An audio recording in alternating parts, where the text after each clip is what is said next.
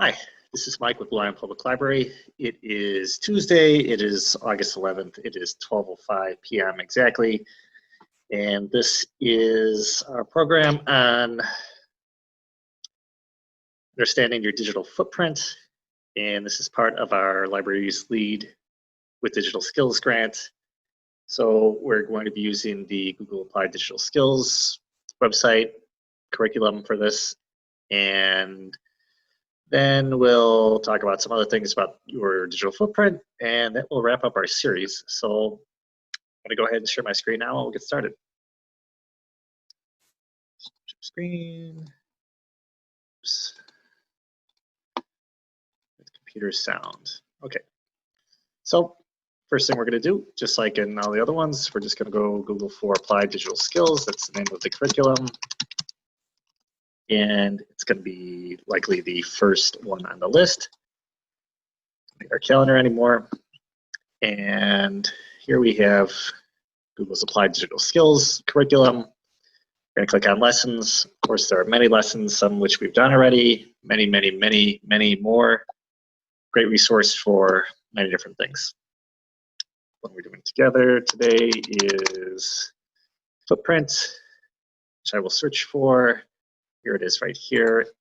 And I think what I'm going to do here is reshare my screen, and hopefully the video will be a little bit better, but you won't be able to see my face for a little while. So let me do that first.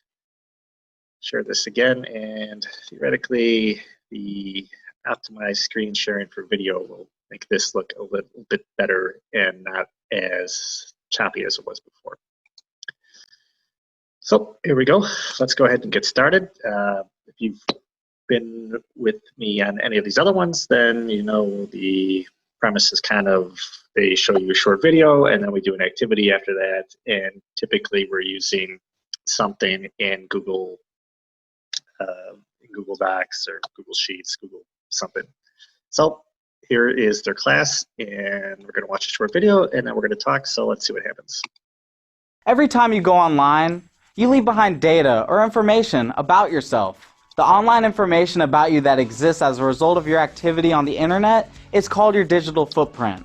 People may look at your digital footprint to find out more about you, such as college admissions officers, potential employers, companies that would like you to buy their product, or even criminals. For example, potential employers can view information about you on your social media accounts or even your friends' accounts. Or companies may be able to see your search or purchase history. They can use this data to develop opinions about you, make assumptions about your likes and dislikes, and try to sell you things. Sometimes you are aware of the data you are leaving behind. For instance, when you fill out a form, make a purchase, post a comment, or upload a photo. Other times, it's not obvious that you're contributing to your digital footprint. You may be unaware that you leave data behind when you're browsing the internet, or that your location might be embedded in the photos you post. It is important to be aware of all data you create on the internet so you can decide if you want to share it or not.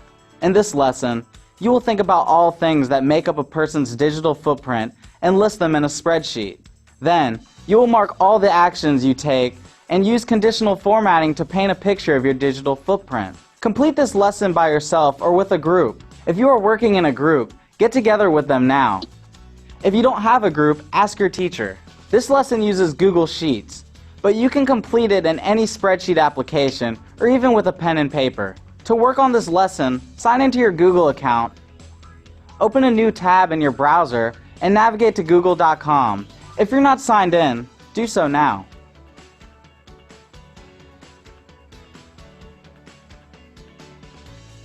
If you do not have a Google account, pause the video and create one now.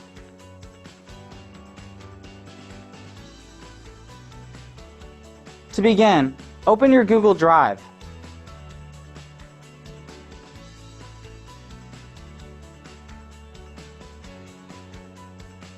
Have one person in your group create a new spreadsheet and rename it.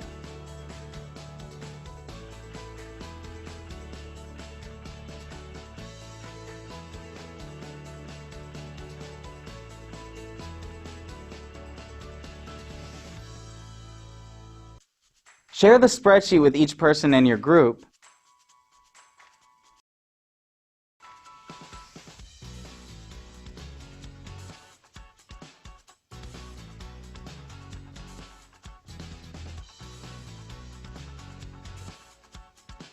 Then, move on to the next video to start painting a picture of your digital footprint. Now, it's your turn. Sign into your Google account and open and title a new spreadsheet. Okay, great. So, got a good points there. So basically, we're talking about our digital footprints. We're talking about your online presence, and this applies to all the different targeted ads that you get that you see all the time when you're browsing the web, and also a number of other things. And most importantly, or maybe more importantly, is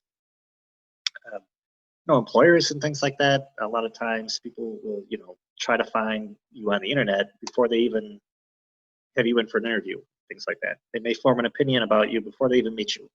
So it's important to understand what's already online about you, and whether those are good things or bad things. It's important to at least know what's out there. So we're going to go ahead and follow the program here. And so sign up for a Google account. Okay, right?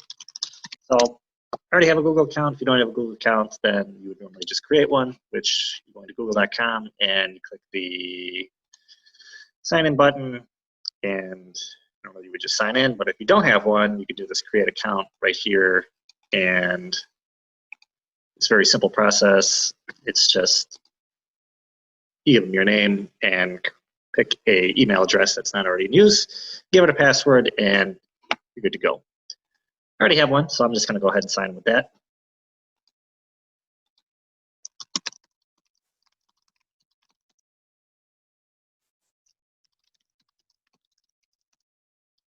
Okay, so now I'm signed in, and they wanted us to create a Google Sheets document.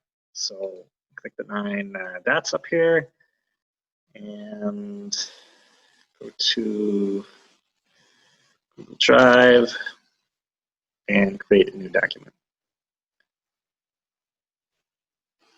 So I'm going to click on New, and we're going to be using a spreadsheet and create a blank spreadsheet. So here we have a wonderful spreadsheet, and I believe they also wanted us to rename it as soon as it gets ready. As the narrator wonderfully pointed out, we could use any, we could use Excel, we could use Sheets, we could use whatever the Mac equivalent is called. The principles here are going to apply to all spreadsheets, so that's great. Narrator also says this would be great. This could apply to paper as well, but we're not doing that. We're not putting this on paper. So I'm going to rename this. I believe it was just called Digital Footprint.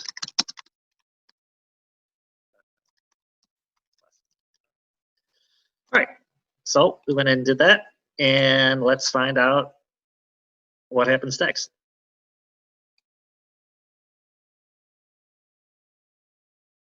In this video, you will brainstorm things people do online that may leave data behind.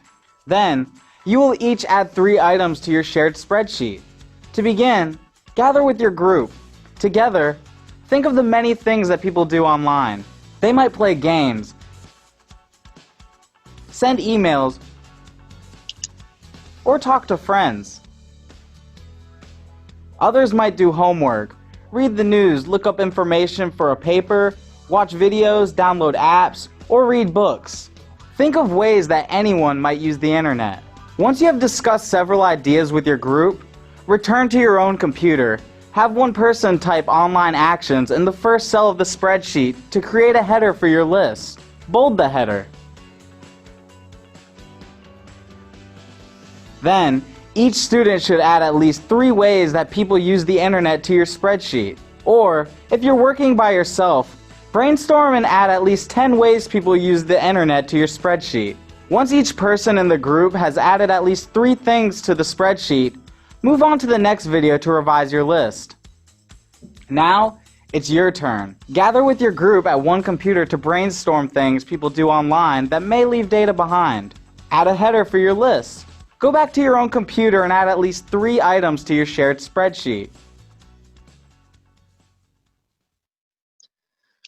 Okay, great. So as with the other lessons, we're kind of, we're talking about a specific topic, but we're also kind of learning how to use various different Google products at the same time. So we're learning how to create and edit spreadsheets. So great. So the first thing they said was, let's make a header called, I think it was online actions. So I'm just going to type that in cell A1. And they wanted us to simply bold it. So can just click, highlight everything, click the giant B for bold. And now we're going to kind of brainstorm different things that people do online every day, all the time. So I kind of wrote down some of them. So like we were just doing, watch videos might be one. We also do shopping, check the email, say apply for jobs, read the news, social media could be a number of different things under social media.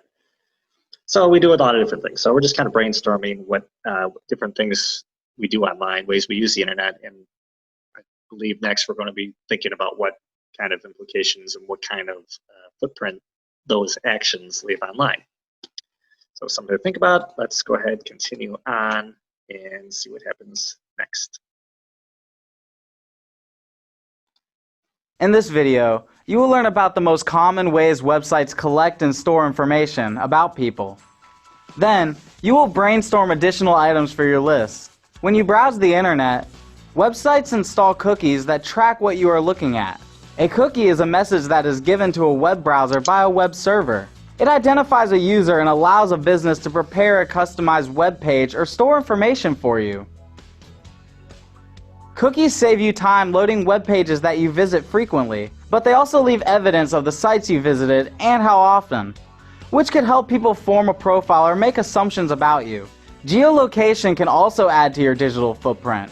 If an app or website uses geolocation, it records the exact location of your computer or mobile device. Geolocation allows you to get directions, find and meet up with people who are close by, track how far you've walked, or play games that involve locations. But photos tagged with your location could also show someone where you live or tell a burglar that you aren't home. You also add your digital footprint with metadata.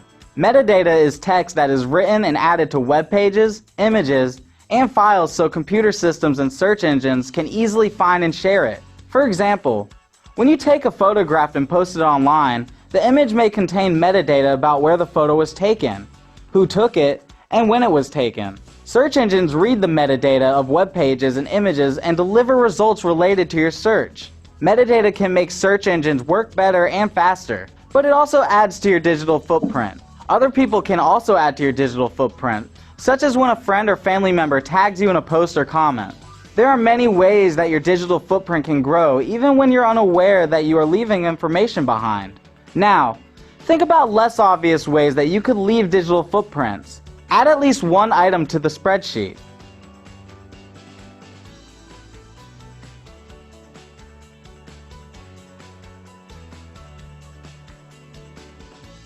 Finally, resize the column so you can read all the text. Now, it's your turn.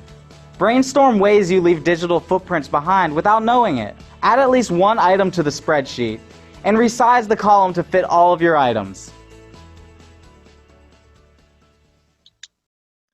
Okay, great. All good points there.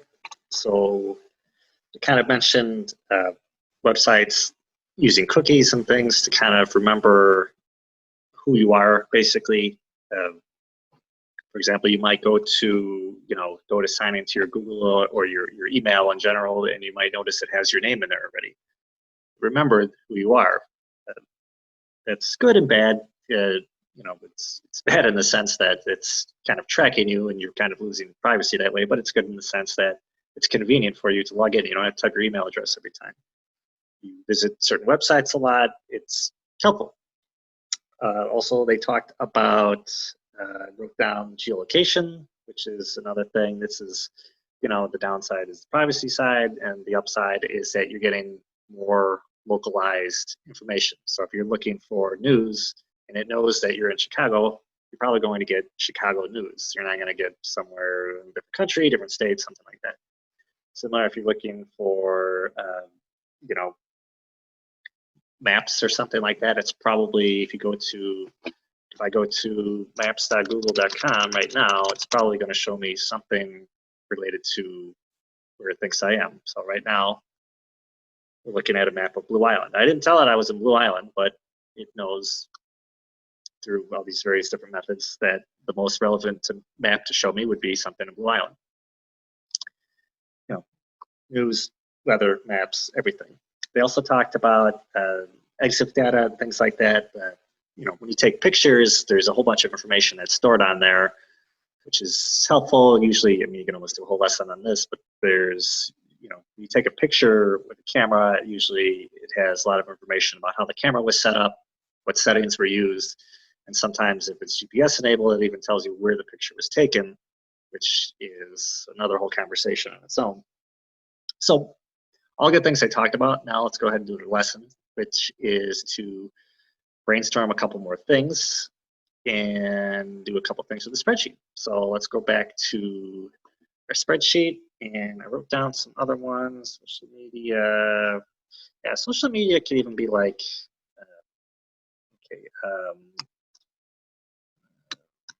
comments on social media, talk to friends on social media, and they kind of mention, certain other things that you might do that you might not think about, and like one of them was people tagging you in pictures on social media, or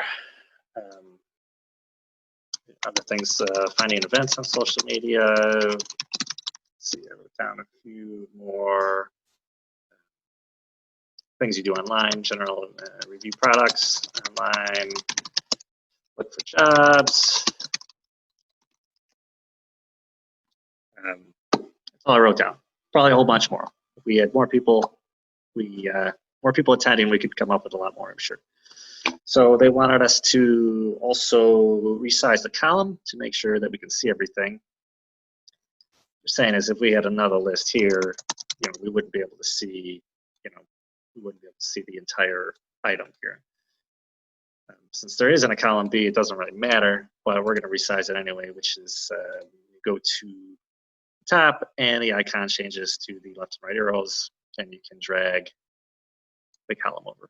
Now you have a big column and you can read everything. So great. They also wanted us to resize a column and add at least one item. Okay, which we've already done. So great, we're way ahead of the game here. Let's find out what happens next. In the last two videos, you made a list of online actions that leave behind information about you. In this video, you will indicate which actions you take online. You will add your own column to the spreadsheet and an X for every action you take online. Then, you'll add conditional formatting to visually show your digital footprint. To begin, at your own computer, add your name to a column in the spreadsheet. Bold the text.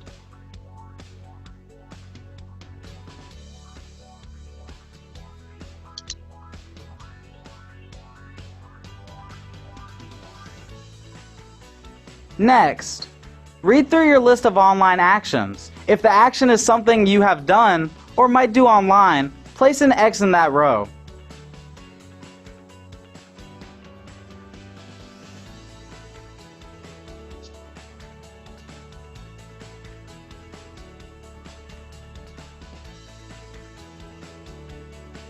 Once you have marked all of the things that you do online, add conditional formatting so you can clearly see your online activities. Conditional formatting changes the color of the spreadsheet cells if they meet certain conditions, such as containing a particular word or number. To add a conditional formatting rule, select your own column in the sheet.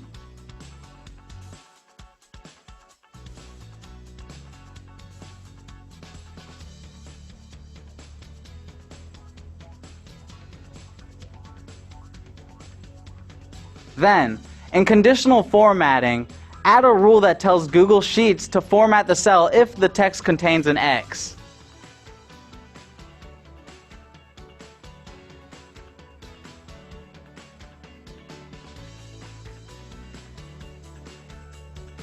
Choose a color that reflects your personality and is different from your group members.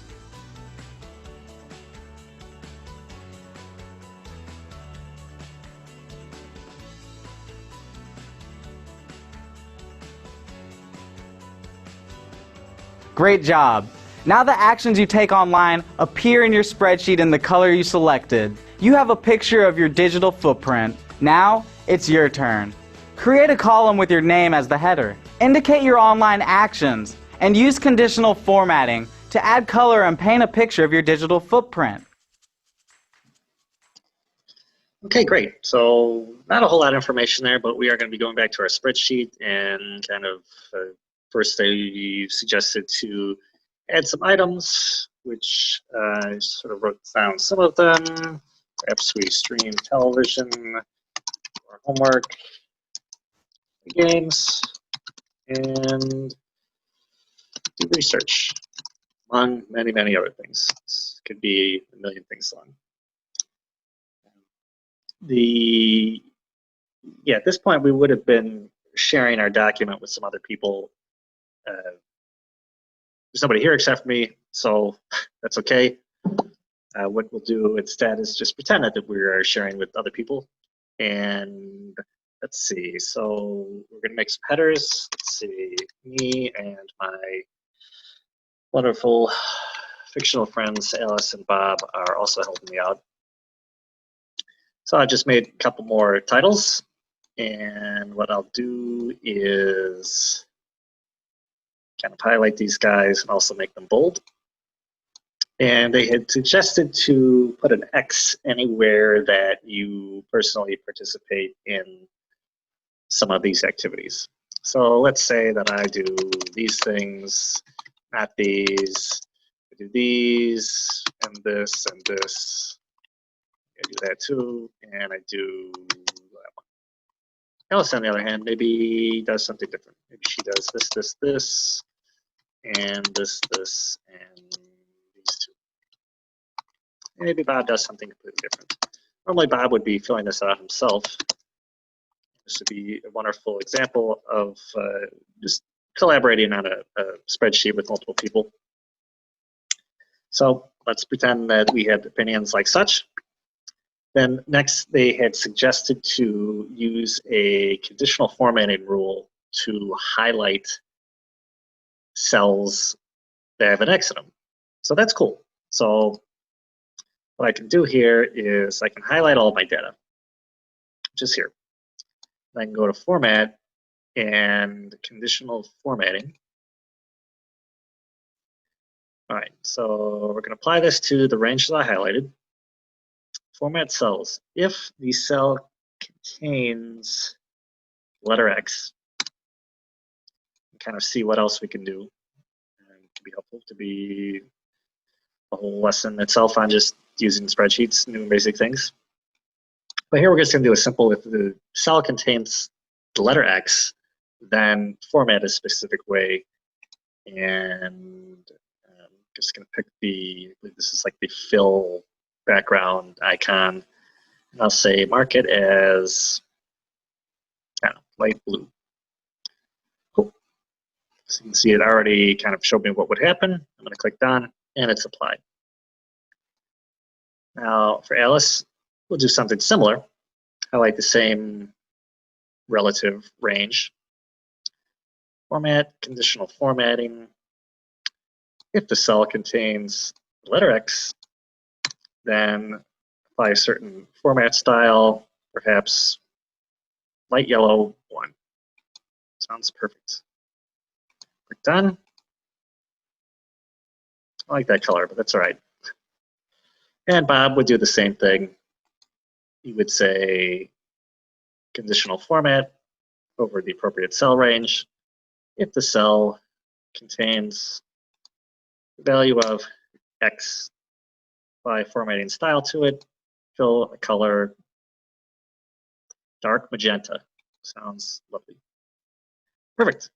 So now we've kind of laid out a spreadsheet of overlapping things that we do online and compared it with what everyone in the group does. So great. So let's find out what happens next. I think we're almost done here. So let's find out.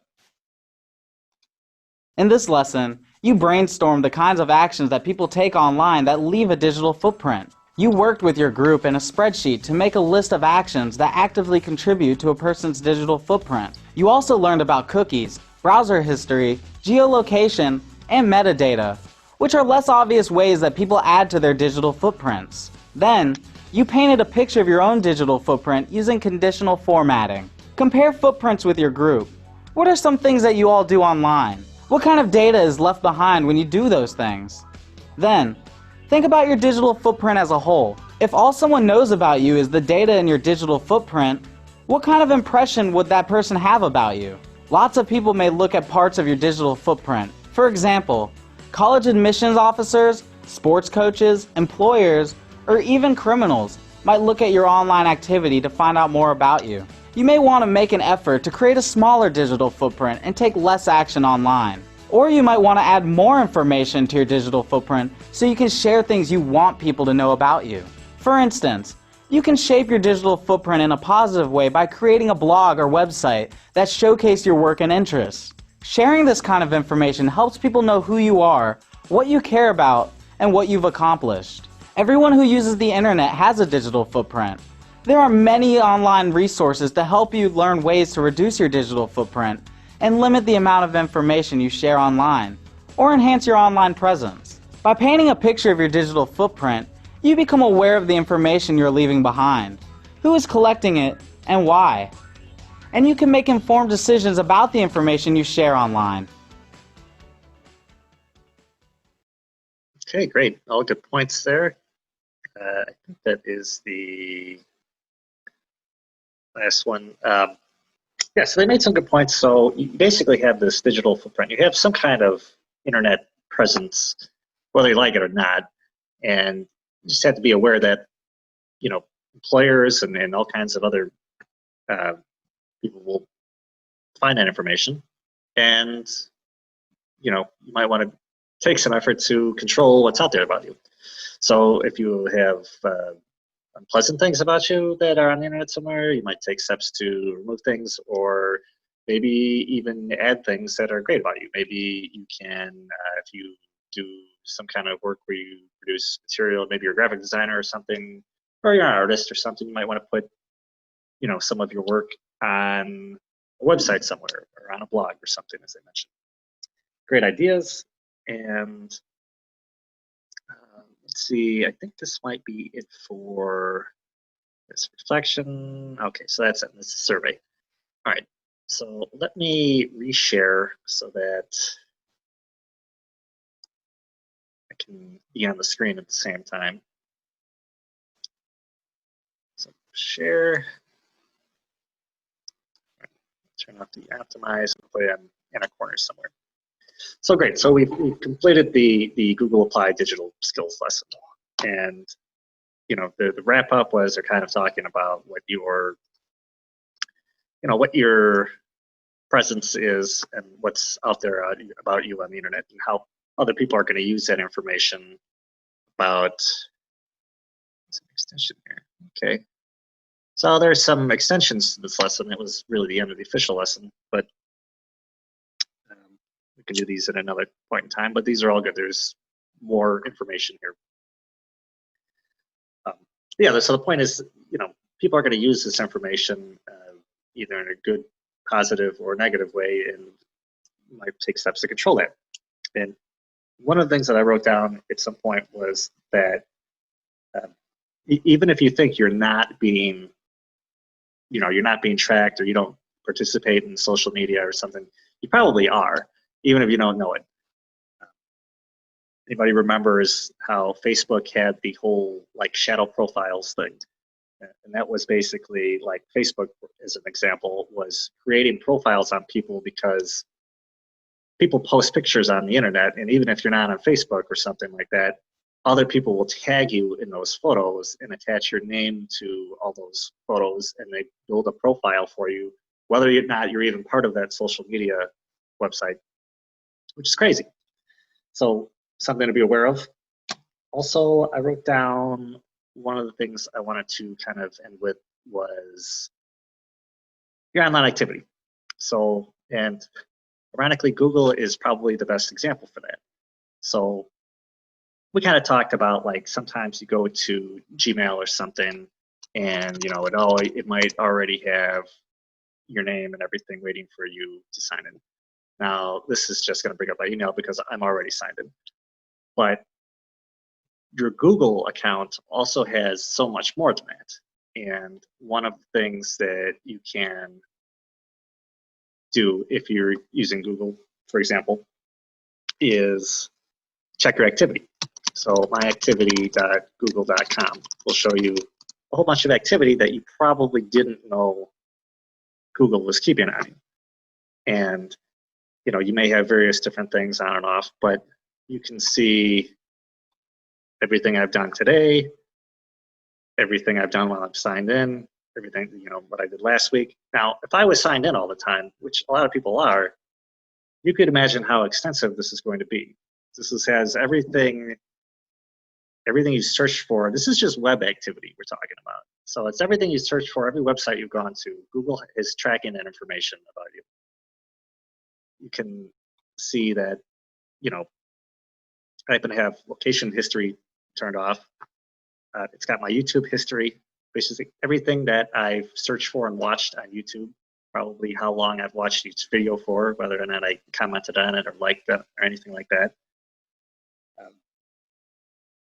You can click on other Google activity and you can find, so it's got all your web history, your app activity, your YouTube history, location history. Location history is probably even scarier. The way you can get to that, I did write down, is google.com/maps/timeline. And now this account happens to be something that I just use for work here and there, and it happens to have the location history turned off. But if you were to try this at home with your own account, you can imagine what you would find here. It would be if you have, sign in to Google on your cell phone or something, and you have the GPS turned on, like probably everyone does, then you're going to see a whole bunch of little dots all over the place of where you've been. I don't know. That's scary to me. So that's something to think about. So you've got history there, and Google also has, as an example, and I'm sure other email providers do similar things, but everything you've ever bought. And that doesn't mean just everything you've ever bought from a Google service in this case. You're going to have everything you bought online probably ever. Because think about what happens when you buy something. You get emailed a receipt, right? So all it takes is Google to aggregate all that data and show you everything you've ever bought. Now, this happens to be, just a work account that has never bought anything and really isn't signed in that much. But if you're like most people and you're signed into your Google account all the time and you buy something online, or even if you weren't signed in your Google account, you get your receipt sent to, you sign up to Amazon with your email account, and your receipts get sent to your email account. So it's just another entity that has all your purchase history of everything you've ever bought. Because you always get emailed a receipt nowadays, everything. So that's something else to think about. And so that's just Google as an example. I'm sure that many other services and web providers do similar things. I'm sure that, Yahoo users and Microsoft Mail users, everybody probably does something very similar. It's just the way the world is now. So something to think about is how much of your information is online, and, possibly taking steps to reduce that, or maybe it's not a big deal for you. Today's day and age, a lot of people just kind of accept that that's the way life is. But it didn't always used to be like that. You're just gonna have to trust me on that. So that's that. I had possibly planned to look at some other things about digital footprint. You just Google for it. There was one website that kind of comes up at the top. We're not going to have time for this today, but yeah, this Internet Society one seemed to be like a good one. I only watched one of the lessons, but it seemed to be another resource broken up into modules again, so probably a lot easier to digest with short little videos here and there. And so that's a good one. And you know, back to just your social media presence, your internet presence in general. One of the things I would suggest is probably just to Google your name and see what comes up. And you know, you never know what you might find. You might find like there's pictures of you that someone else posted somewhere on the internet of you doing goofy things in college or something like that. And you might take steps to kind of bury that information. Or you might be pleasantly surprised that some artwork that you did a long time ago is survived on some website somewhere. My name happens to be common, so all I get when I search my name nowadays is some guy that used to be in the Smashing Pumpkins, so that's nice, but I don't know. It's a common, I have a common name, so it's kind of like mine, I guess, is easier to deal with because it just gets buried somewhere. Now I could probably find stuff if I put like burn with library or other keywords that are related to things that I've done in my life, and I could probably find out, or basically that means other people could find out. If they knew anything about me, they could probably find some things on the internet that I've done. They could probably find old YouTube videos that I did and stuff. And, you know, if the library was involved, my name might be mentioned in there somewhere. But you might take a few minutes to see what happens when you Google your name, and probably your name plus a couple keywords of things you've done just to find out what's out there, because other people are going to do it. I know, like, you know, when I hired people way back in the day, that was like the first thing I did, was because I was curious about, you know, who this person was. And, you know, it didn't, everybody always, you know, honest and say, oh, everybody gets a chance to you know, meet and greet and things like that. But I still looked people up to find out what I could about them. So whether you like it or not, other people are going to do the same thing. And whether that's fair or not, I don't know, but it's important to think about. So it is about 12:45, and I think we're just going to end this early. So 15 minutes early, but that is our lesson on understanding your digital footprint. This is also the last of the series for our Google Libraries Lead with Digital Skills grant using the Applied Digital Skills curriculum. So that's great, and I will see everyone on the next grant, I guess. So Mike with Willamette Public Library, and that's it.